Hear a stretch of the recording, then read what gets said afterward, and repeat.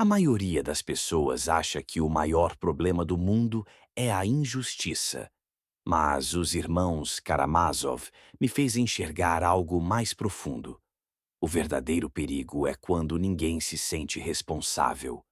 Não responsável só pelo que faz, mas também pelo que permite. Esse livro não fala apenas de uma família em conflito.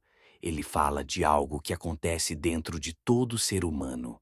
E para te explicar isso, deixa eu te contar uma história. Imagine uma pequena cidade. Nada muito diferente de qualquer outra. Pessoas comuns, vidas comuns. Nessa cidade, um homem é morto, um crime pesado, violento. Todo mundo quer um culpado. E rapidamente encontram um.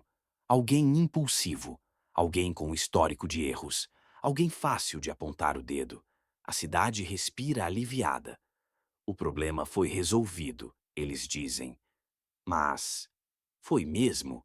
O que quase ninguém percebe é que o crime não começou na noite do assassinato. Ele começou muito antes. Começou na negligência de um pai ausente, na indiferença de quem viu a violência crescendo e ignorou, na racionalização de quem pensou: isso não é problema meu. Em Os Irmãos Karamazov, Dostoiévski deixa claro: o mal raramente nasce de um monstro. Ele nasce de pequenas omissões acumuladas. E isso é assustador porque nos inclui. No livro, cada irmão representa uma forma de lidar com a vida. Um acredita apenas na razão.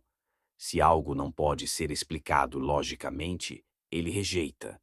Outro vive pela fé, pela compaixão, pelo amor ao próximo. E outro é movido pelo impulso, pelo desejo, pela raiva. O erro é achar que um deles está certo e os outros errados. A verdade é mais desconfortável. Todos eles existem dentro de nós. E quando não reconhecemos isso, criamos o caos. Agora volta para a história da cidade. O homem acusado do crime talvez tenha dado o golpe final. Mas será que ele é o único culpado? E o pai que ensinou mais pelo exemplo do que pelas palavras? E os irmãos que se odiaram em silêncio? E a sociedade que preferiu apontar um culpado do que olhar no espelho? Dostoiévski nos força a encarar uma ideia pesada. A culpa não é apenas jurídica, ela é moral. E ela é compartilhada. Existe uma frase implícita no livro que resume tudo: cada um é responsável por todos. Isso vai contra tudo que a gente gosta de ouvir hoje. A gente prefere pensar que só responde pelos próprios atos. Mas o livro mostra que o mal cresce quando pessoas boas se omitem, quando pessoas inteligentes justificam, quando pessoas sensíveis se calam. O problema não é o pecador declarado, é o silêncio coletivo. E aqui entra a lição mais poderosa do livro. Liberdade sem responsabilidade vira destruição. Quando o ser humano acredita que tudo é permitido, a moral não desaparece. Ela apenas se fragmenta. Cada um cria sua própria justificativa. E quando todo mundo se justifica, ninguém mais assume culpa. O resultado? Violência, ressentimento e vazio. Dostoiévski não oferece respostas fáceis. Ele não diz: acredite nisso ou faça aquilo.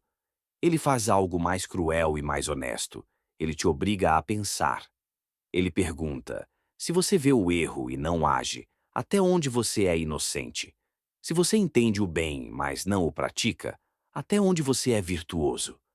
A parte mais difícil do livro é aceitar que maturidade não é ter razão, é assumir responsabilidade.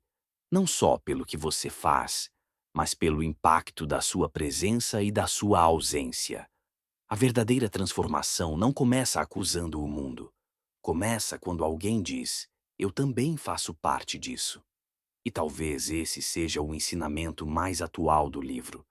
A gente vive procurando culpados externos: o sistema, o governo, a sociedade, os outros. Mas crescimento real começa quando a pergunta muda. Não é mais: quem errou? É: o que eu posso assumir? No final, Os Irmãos Karamazov não é sobre um crime.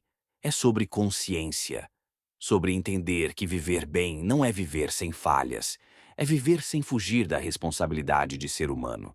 E isso não é confortável, mas é necessário. Se você ficou até aqui, esse livro que inspirou tudo isso se chama Os Irmãos Karamazov, de Fyodor Dostoiévski. Aqui no Leio, Logo Cresço, livros não são entretenimento vazio, são ferramentas para pensar melhor e viver com mais consciência. Porque crescer, no fim das contas, é parar de fugir da própria responsabilidade